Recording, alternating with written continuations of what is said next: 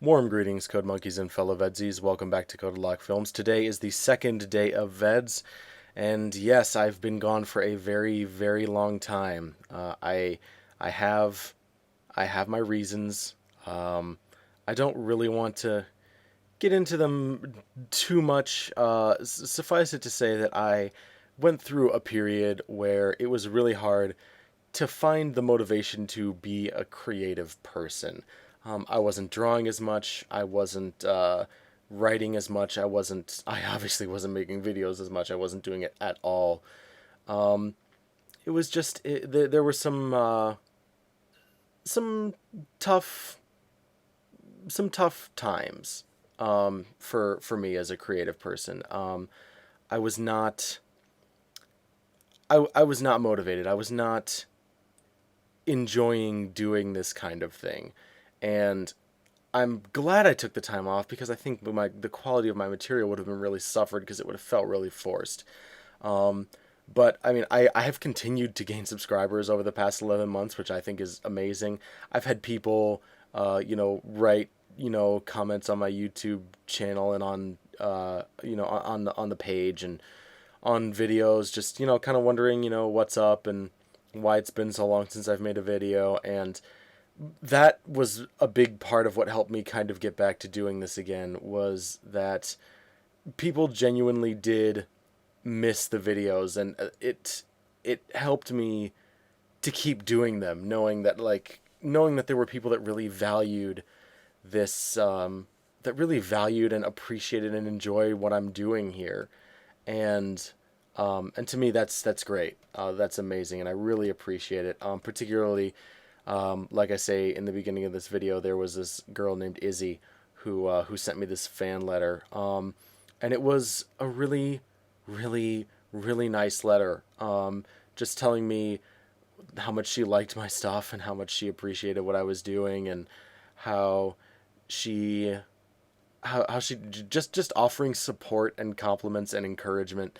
And it was I still have that I have that fan letter saved in my Gmail, because anytime I'm kind of feeling bad now, I just kind of go back to that and I look at it, and it really helps me out. So thank you again, to Izzy and to everyone who really tried to kind of reach out and see how I was doing it. I appreciate it a lot. But on to this video. The whole reason I started doing these review revisits is because I really don't like a lot of my older videos. I think you'll find that's a common thing amongst a lot of YouTubers, is that they don't like their early stuff. And I think my personal benchmark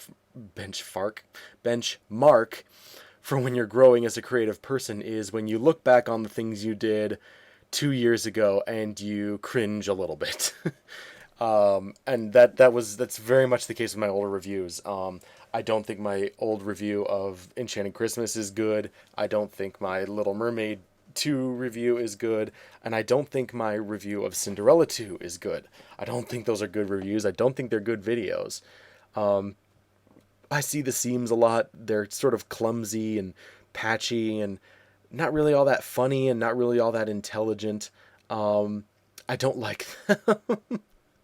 That's why I started kind of going back to them to my older reviews in these review revisits. I'm not gonna go back and I'm not like taking a full mulligan on these. That's not the point. The point is not to push my mistakes under the rug and try to ignore them. That's not what I'm trying to do at all. I'm trying to sort of retroactively try to improve those videos, to just clarify things that I didn't cover properly or just didn't get across the right way in the original reviews. And I enjoy doing this. And I'm not going to do it for every single old review that I don't like, just the ones that I feel really need clarification. I did the one on Stan Lee's Lightspeed, which I don't believe in deleting my old videos. I don't believe in trying to pretend those videos didn't happen. What I would rather do is make another video explaining myself and clarifying things and even apologizing for things that I've done in past videos that don't work or are problematic in some way or another. And also, the ones that I pick for review revisits are ones that I think I really have a lot to say about that I didn't say in earlier videos, either because I didn't think they would be, I don't know, funny. I don't know why I didn't say some of these things. Maybe I just didn't think of them at the time. But this movie was particularly important to me because Beauty and the Beast is one of my favorite movies. Not just one of my favorite Disney movies, just one of my favorite movies in general. I really love Beauty and the Beast. I really like it. I think it's a really good film. And it's in light of Beauty and the Beast and because of because of how good that movie is and how much I love it, that this movie, Enchanted Christmas, is so anger-inducing to me. I hate this movie. I hate it so much. But part of what I like to do with these reviews a lot now is not just so much talking about, man, I hate this and it sucks, is to talk about why it's not good, what doesn't work about it, what was poorly executed, and what could have worked. That's what's really interesting to me, is thinking about what could have worked in movies like this. And there's potential in just about anything. There was potential in the Twilight movies. There was. And the fifth Twilight movie lives up to that potential. The only worthwhile thing I could ever see out of making the Twilight movies was going high camp and acknowledging the ridiculousness and the problematic aspects of Twilight. And that's what they do in the fifth Twilight movie. They go goofy, they go clown shoes with it. And it's a lot better. And I legitimately love the fifth Twilight movie. My girlfriend and I, we went to see it in theaters. We wore our Team Mustache Dad t-shirts that I had made for myself and her, and we wore flannel shirts over them, and the whole audience there was people exactly like us who had come to make fun of it. It was a blast. I had so much fun seeing that movie in theaters. But anyway, back to my point, which is that there's potential in everything. Just about everything has potential. There's rare things that don't. But there's potential in just about anything, any creative endeavor that you could think of. And there's potential in doing this midquel that I talk about in this review.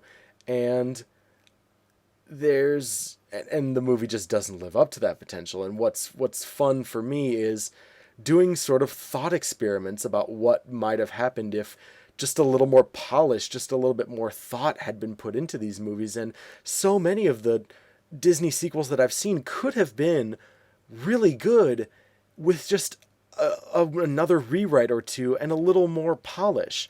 You know, there was a good idea at the center of Mulan 2, but the movie took the wrong person's side.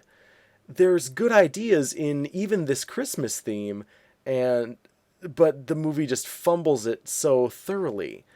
And that's really what Disney Direct DVDs and really what reviewing has become about for me, is finding hidden gems, finding good things in bad things, finding good ideas at the root of bad things. And there's even stuff in this movie that is legitimately good. There's the song that Belle sings, the When I Get to Know Him. The tune isn't bad, and that's sort of the song that becomes the main orchestral hit for this movie. And the tune isn't bad. The lyrics are bad. The lyrics are terrible in that song. So there's a song in this movie called As Long as There's Christmas, or I think that's the title anyway. And that song is legitimately good, particularly the reprise between Paige O'Hara and Bernadette Peters. Bernadette Peters voices the angel, Paige O'Hara voices Belle, if you don't know that. And it's a genuinely good, it's a well-written, and it's a beautiful song. Some of the songs in this are terrible, but my point is that there's good stuff in this movie, there's good ideas at the root of this movie, and that's what interests me about the Disney Direct DVDs in particular, is that there are good ideas in almost every single one of them that I've seen that just a little more polish could have really brought out, and I like thinking about that stuff.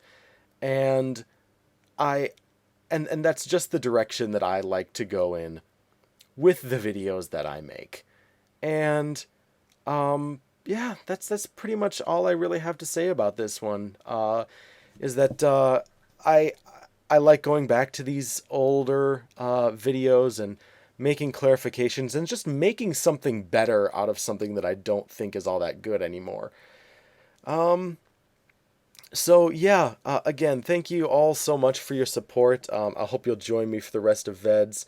I do intend to make more videos than I did. Uh, I will be doing this a little bit more regularly. I promise you that.